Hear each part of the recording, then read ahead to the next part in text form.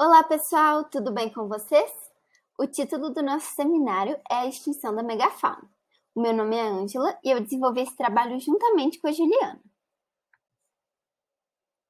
Ao longo da nossa apresentação, nós iremos abordar os seguintes pontos: o que foi a época do Pleistoceno e do Holoceno, o que foi a megafauna, as relações da megafauna com o clima, as relações da megafauna com os seres humanos.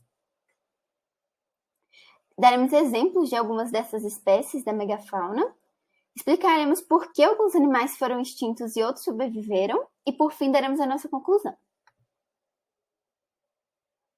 Como a nossa apresentação trata da extinção da megafauna do Pleistoceno e Holoceno, achamos importante destacar quando ocorreram essas épocas, que estão indicadas nesse slide da tabela cronoestratigráfica. O Pleistoceno é uma época compreendida entre 2,5 milhões e 11,7 mil anos atrás, sendo pertencente ao período quaternário da Era Cenozoica, Éon Fanerozoico. Foi uma época marcada por grandes variações de temperaturas, com períodos glaciais, ou seja, períodos onde a temperatura média global diminuía, causando resfriamento da crosta terrestre, formação de geleiras e diminuição do nível do mar, e também períodos interglaciais, onde a temperatura média global aumentava, causando aquecimento da crosta terrestre, causando derretimento de geleiras e também aumento do nível do mar. Já o Holoceno vai desde 11 mil anos atrás até os dias atuais, e foi durante essa época que ocorreu a última era do gelo.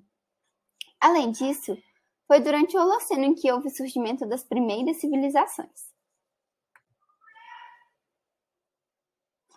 Mas então, o que é considerado megafauna? A megafauna basicamente se refere a todos os animais de grandes proporções corporais, como os elefantes, baleias, girafas, hipopótamos, rinocerontes, também grandes mamíferos, grandes répteis, ou seja, qualquer animal de grandes proporções. Porém, a megafauna é mais comumente associada aos animais pré-históricos, e são desses que a gente vai tratar aqui nesse seminário. E para explorar um pouco mais sobre essa megafauna pré-histórica, darei alguns exemplos a seguir da megafauna pré-histórica brasileira, sendo que todos esses animais que eu mostrarei aqui já foram extintos. Nós temos os tigres dentes de sabre, que de acordo com os registros fósseis, eles viveram em todo o território brasileiro aproximadamente 4 mil anos atrás. Temos os mastodontes, esses animais possuíam parentesco com os mamutes e com os elefantes africanos, e viviam na região central do Brasil, da Bahia até o Paraná, aproximadamente 10 mil anos atrás. E também as preguiças gigantes, que viveram em todo o território brasileiro, principalmente na Bahia, aproximadamente 9,5 mil anos. Era parente dos tatus, dos tamanduás e também das preguiças arborícolas. Mais alguns exemplos nesse slide. Os xenorinotérios viveram nas regiões que hoje compreendem Minas Gerais e a Bahia, há 4 mil anos atrás. E eles não possuem nenhum parentesco com nenhuma das espécies que nós conhecemos hoje. Já os toxodontes, eles viveram no Brasil e também em outros países da América Latina, e tinham aparência similar à dos rinocerontes que conhecemos hoje. Por fim, os gliptodontes. Os gliptodontes viveram em regiões que vão desde o Sergipe até a Patagônia Argentina, há cerca de 5 mil anos atrás. E eles possuíam parentesco com os tatus, tamanduás, e também sua aparência lembra de um tatu gigante. E agora eu irei comentar um pouquinho com vocês sobre as relações da megafauna com o clima. Será que as mudanças climáticas foram responsáveis pela extinção da megafauna? É o que nós iremos descobrir a seguir. Então, a maior proporção de extinção de espécies aconteceu nos continentes que as mudanças climáticas foram mais severas, implicando uma grande perda dessas espécies nesses locais. Então, nesse artigo, o papel do clima foi avaliado no artigo que usamos de base para essa apresentação, que é o artigo Respostas Específicas de Espécies da Megafauna do Quaternário Tardio ao Clima e aos Seres Humanos. E como isso foi avaliado? Essa avaliação foi feita usando modelos de distribuição de espécies, restos fósseis de megafauna datados e também dados paleoclimáticos sobre a temperatura e precipitação. Caso o clima fosse um fator importante que determinasse o tamanho das populações das espécies, era esperado que a expansão e a contração da área geográfica de uma espécie refletissem no declínio, no aumento e no declínio da população, respectivamente.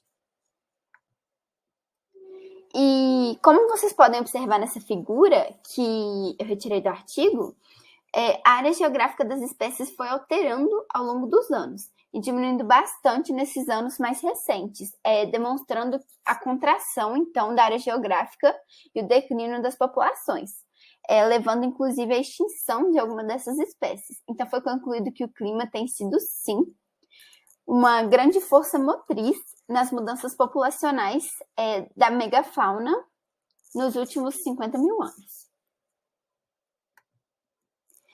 Agora, eu irei comentar um pouquinho também sobre as relações da megafauna com os seres humanos. Será que os seres humanos desempenharam um papel na extinção da megafauna? É o que também veremos a seguir.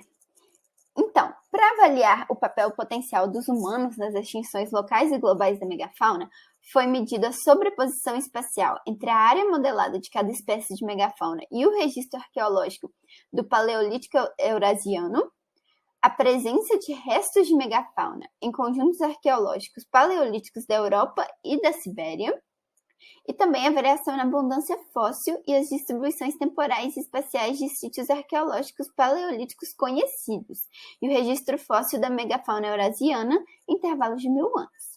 Foi visto que cada espécie teve um resultado diferente em relação à sobreposição da presença de humanos naquele local e a extinção da espécie. Então, eu trouxe essa figura de um outro artigo chamado Avaliando as Causas das Extinções do Pleistoceno Tardio nos Continentes, que demonstra o número de gêneros da megafauna extintos em cada continente e a provável causa da sua extinção: clima ou humanos.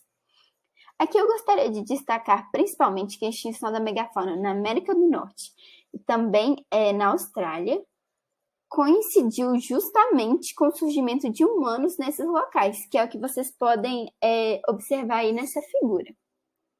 Agora eu vou falar um pouco, então, sobre algumas espécies que nós estudamos desse artigo aqui. E esse artigo trata justamente de respostas específicas de algumas espécies, tanto ao clima quanto à ação humana. A primeira espécie que aparece é o rinoceronte peludo, Coelodonta antiquitatis. Ele é um animal extinto e o seu registro fóssil demonstra que ele foi bem distribuído pela Eurásia até a sua extinção. Um outro animal extinto que também aparece no artigo é o mamute peludo, que é Mammutus primigenius. E o seu registro fóssil demonstra que, diferente da espécie anterior, ocorreu um isolamento dessa espécie no norte da Eurásia que precedeu a sua extinção.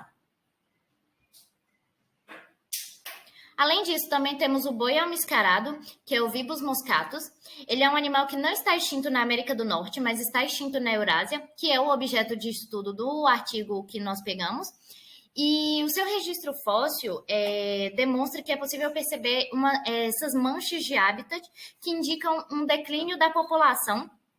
E isso provavelmente aconteceu por conta de um isolamento por distância entre as populações desses animais.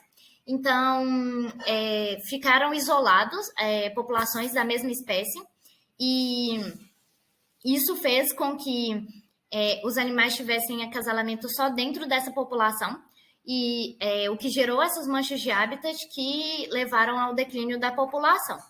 E isso também aconteceu com o bisão, que pode ser o Bison crispus, que está extinto em todo o mundo, ou o Bison que está extinto na Eurásia, mas ainda é um vivente na América do Norte. E, como eu disse, provavelmente aconteceu a mesma coisa da espécie anterior. Além disso, o artigo também traz 2 animais viventes. Um deles é o cavalo selvagem, que é o Ecosferus. Ele é um animal sobrevivente e ele sobreviveu provavelmente devido ao fato de a sua população ser pamítica. O que isso significa? Que todos os animais possuíam as mesmas chances de se acasalarem. Sendo assim, não forma aquela mancha que eu comentei dos animais anteriores. A diversidade genética desses animais seria alta, o que dificultaria a sua extinção. E isso também pode ter acontecido com a rena, que é a Rangifer tarandus, sendo que a rena, dentre todos esses animais que eu falei, foi a que mais a população sobreviveu até hoje, e ela tolerou tanto as mudanças climáticas quanto a ação dos seres humanos. E falando justamente disso, agora eu vou passar para uma figura que o artigo traz para demonstrar a ação dos seres humanos ou do clima sobre essas espécies. Aí, primeiramente, vou falar aqui do gráfico. Nós temos o lado A, que é da Europa, e o lado B, que é da Sibéria.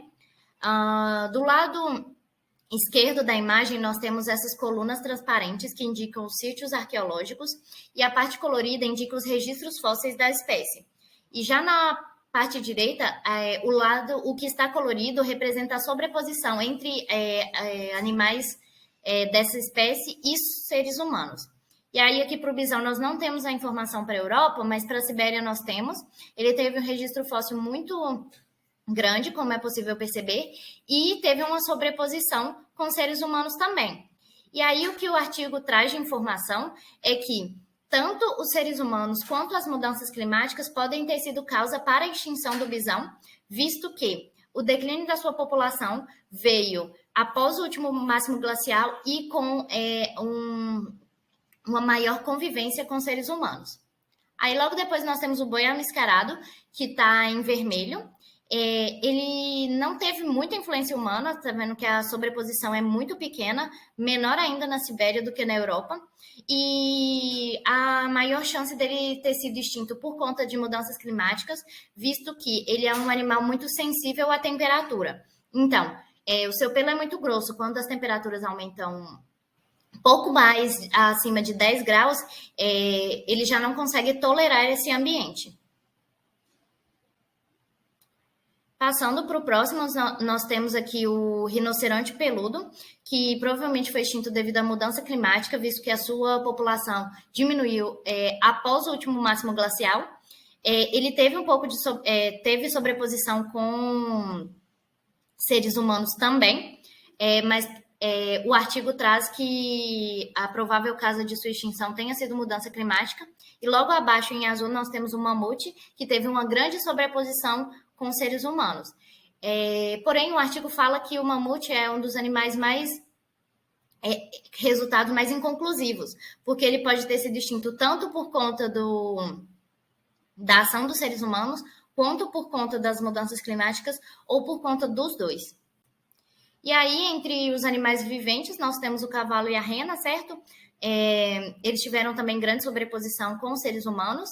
O cavalo teve um grande declínio de sobreposição, mas a sua população sobreviveu, a espécie sobreviveu.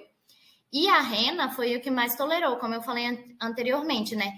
Apesar da sobreposição, ela não teve tanta interferência na abundância da população. E aí, por que alguns animais foram extintos e outros sobreviveram? E que é uma resposta que o artigo tenta responder, né? O organismo de cada espécie funciona de forma diferente. E aí, cada espécie tem diferentes reações de acordo com a interferência, de acordo com um fator que interfere no ambiente, no seu organismo.